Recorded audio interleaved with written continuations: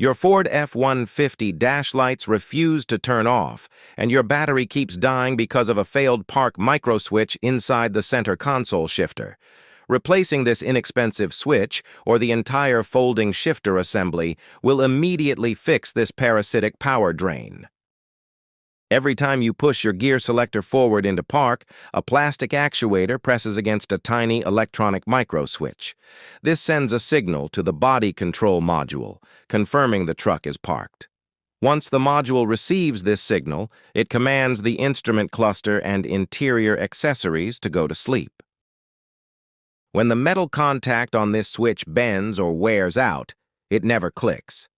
Your truck assumes it is still in gear.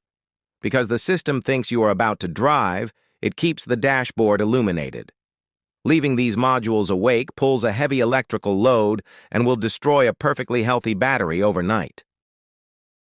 For owners of 2021 to 2026 models with the motorized folding shifter, the internal position sensors frequently break. This triggers a specific transmission not in park error on your screen. While a software update can sometimes resolve a glitch, hardware failure means replacing the entire motorized shifter unit. You can test this yourself without any tools.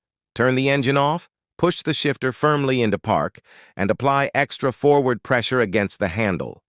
If the dashboard lights instantly power down, you have confirmed the microswitch is the exact cause of your battery drain.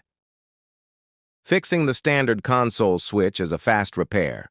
You pop off the center console trim, remove the shifter housing side cover, and swap the switch module. It plugs right into the factory harness.